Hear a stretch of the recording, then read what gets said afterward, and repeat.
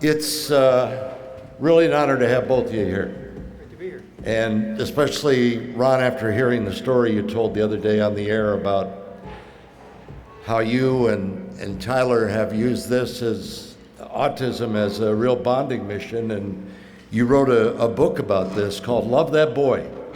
Tell me about that. Do we have a mic? Can you hear Yeah, me? it's right next to you. Oh, there. I'm already embarrassing you. In stores now. There's two of them there. Well, he's very good, yeah. Yeah, it's a book about when Tyler was diagnosed at 13. We were walking out of the doctor's office, and my wife, Lori, told me, you got to step up. It's time to step up and spend more time with your boy, and time to step up and get him out of the house and out in the world a little bit, because these things that we just learned weren't just uncomfortable for him. Looking people in the eyes, shaking hands, having a conversation, modulating his voice. We just learned in the doctor's office were actually unnatural for him. So she came up with this idea on the way home from the doctor's office, a 10-minute ride, that we would travel together to presidential sites, because I'd covered the White House for a long time. Thank you, buddy. You should just do this.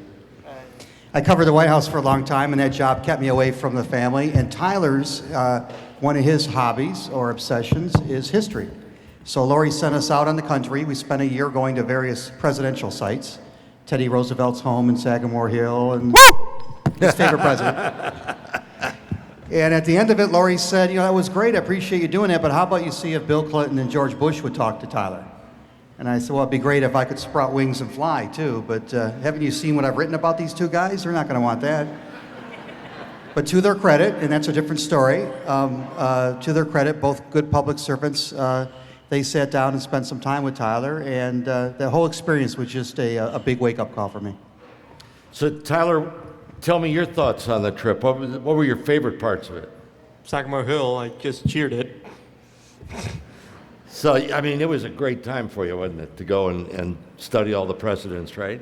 Yeah, I can say I kind of used it in conversations before. Like, there's like you had to do two truths and a lie. I bring up I've met Bush and Clinton. Everybody picks that as the lie. I always win that game.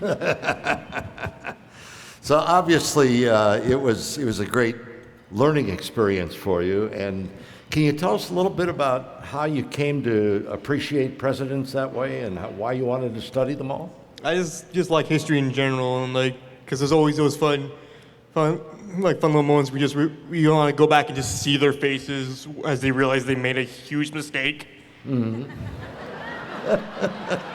like the many times people have invaded Russia and realized, oh wait, it's cold here. Did you have a favorite president? Theodore Roosevelt, yes. Why is that? Just the fact that he lived even when he wasn't president, he still got in the newspapers for just running around Africa. He had 100 different jobs, and by all kinds of magic, he was good at all of them.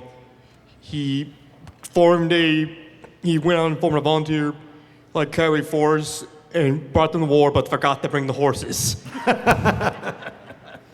He was a Rough Rider. Yeah. Yeah. Now, Ron, describe what it was like taking Tyler to meet Presidents Clinton and Bush, and meeting all these people and explaining what you're doing, and taking your son, explaining the experience of raising Tyler with autism. Well, in general, I realized that I had to start looking at Tyler through other people's eyes, because while I would be uptight and worried and all tied up in knots about how he might be coming across, other people were seeing him as what he is, an incredibly loving, funny, bluntly honest. This could not lie if I paid him to lie. Just an incredible human being, and other people were seeing him that way, and it made me more understanding of how I should see him. Bill Clinton was a particular interesting one, because Bill Clinton's favorite president is Teddy Roosevelt. And so Bill Clinton, first of all, gave Tyler off of his shelf. He pulled down off of his shelf in his personal library at his home above, or the penthouse above the Clinton Library, a first edition book of Teddy Roosevelt's letters to his kids, and signed it from one TR fan to another and gave it to Tyler. And then he spent 45 minutes telling Tyler everything about Teddy Roosevelt, how Teddy Roosevelt was like him, how Teddy Roosevelt's times were like our times, about Roosevelt built the bridge to the 20th century and he was building the bridge to the 21st century. It's this amazing history lesson that only Bill Clinton can give. He's connecting all these dots and I'm taking these notes and I'm blown away. But then I realized that he's not noticing that Tyler wants to talk. 45-minute monologue, brilliant. I didn't mind. And he's obsessed by a topic, history. So Bill Clinton is obsessed by a topic, and he's not picking up social skills. And I'm thinking, and I swear to God, Mr. Mayor, I wrote in my notebook, BC was always my initials for Clinton when I'm taking notes real fast. I wrote, is BC an Aspie? Now I know, Bill Clinton, please don't tweet this. Bill Clinton is not an Aspie. Tweet it now. You're gonna get me fired. You haven't gone to college yet. Hey, you said he can't lie. I try to get him to lie. He told me today that I'm bald. That's not true. And the day before, I don't let him live it down. Let me finish my story. Okay, go. The point of the story is if Bill Clinton, the most social animal any of us have ever known, the smoothest, most empathetic, the man who could feel the country's pain, if he cannot pick up social clues in a conversation, if he can be obsessed by a topic to the point of almost boring somebody, then why am I so worried about my son's wiring? You know what? Maybe we're all on the spectrum. Maybe we're on the spectrum. The funny thing is, on the way out, I asked Tyler, as Bill Clinton is walking us out to show us the Clinton School, we're kind of lagging behind. I said, what'd you think? And Tyler says, well, he's a nice guy. He likes to talk about himself and his stuff. And I said, like you? He says, yeah, like me. So even Bill Clinton connected with him on kind of a Aspie wiring way. That actually reminds me of, this literally happened right before I actually got the Teddy Roosevelt book. We go up to a little like apartment or whatever, and there's this little, I see like a picture of two polar bears fighting, and Two polar bears. yeah, and at the time I was big in Animal Planet. I watched it all the time. Not so much anymore, but and I thought, well, that's probably hard to get because polar bears live in the middle of nowhere. It's just, and you can't, when you see two bears fighting, the other direction looks much better than that direction.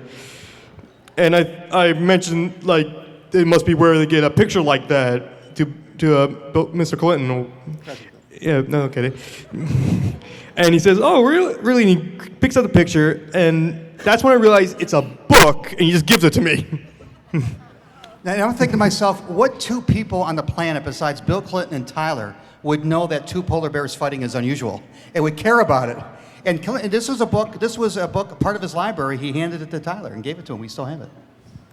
So there's a lesson really in this for families that deal with children with autism, isn't there? That the limitations are only those that you place on yourself, aren't they? Yeah, the point of the book is, I thought at the beginning, when George Bush met Tyler when he was 5, Bush had said, love that boy. And at the time I thought, that's nice. Love that boy despite the fact that he's a little quirky. Love him despite the fact that he's acting up in front of the President of the United States. Love him despite the fact that he makes you nervous. After Lori sent us on this journey, and I spent a year actually listening to him and learning him, I realized now the real lesson here is love that boy because of what makes him different. Love our kids because of what makes them different. Love everyone in our lives because what they're different. I don't know about Tyler, but I would not want to change a thing. I know Lori would not want to change a thing. Autism is what made this remarkable man what he is. Would you change a thing if you could? Probably be taller. Well, speaking of changes, at some point you're going to move ahead pretty soon, and you're going to start thinking about work, job. Have you? I actually already have a job. Where are you working right now? I work up at the Etzel Ford House. I work in maintenance. I mean, just move stuff. Beautiful. He works at a historical facility doing maintenance, the Etzel Ford Estate.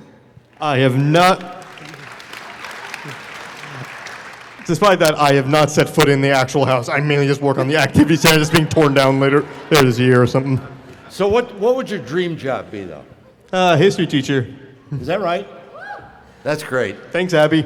So So what sorts of things, Tyler, do you think you have to do to achieve that, to become a teacher? Gotta know a lot about history, that's one thing. Yeah.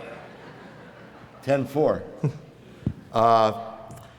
Ron, as we look at what's happening here in Michigan, it's what adults can do for children too. And it's also about creating jobs and providing jobs for young people who want to take control of their own lives and have control of their own destinies.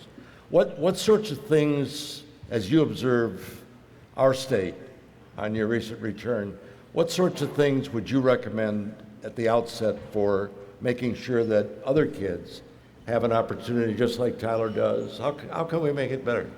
Well, this is something that the mayor and Dave Meter and Lieutenant Governor Kelly are working so hard on is let the rest of the public know, let the business community know that there are some jobs out there that are best suited by people who are wired a little bit differently than the neurotypical person.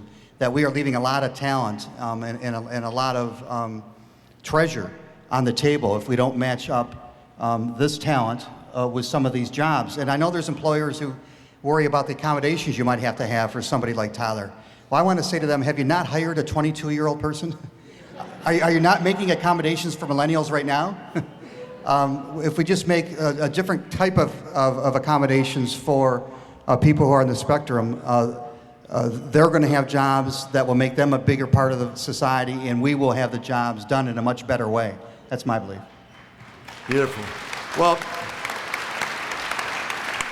and I think a key point that you hit on right there is that every child who has autism has different skills too. Just like each and every one of us in this room have different skills. And we all have dreams of pursuing a career in the areas where we have the greatest interest, where we have the greatest abilities. And that seems to be the real key to accept that, to understand it, and to encourage it. Yeah, and Tyler is an example of that. This is a young man who's going to make his community and his country much better if we just get the heck out of the way and give him the support that he needs. Well, I know one thing. I wouldn't want to go up against him in presidential history and Jeopardy. That's for sure. Because we're going to lose. He knows more about that than anybody in this room. And the sky's the limit. I mean, if he wants to go ahead and teach history, I think he's going to do it. I really do. There's nothing stopping him. Indeed. Well, thanks to both of you for sharing your story and sharing your trip with us, because it had to be absolutely remarkable. And I hope you savor that book for a long time, Tyler, the TR book, and really enjoy it. There's one more thing. It's about the book itself. The cover, a lot of you might think that's me on it. It's not actually. It's just a random stock photo we picked out. And when I first saw it, I actually turned. I was with my mom. I actually turned to her and said, "When did we take this picture?" Because from behind, it looked exactly like me. It had the haircut I had at that age and everything. He can't lie. That's that's beautiful. Ron Fournier, Tyler, thank you so much. Awesome.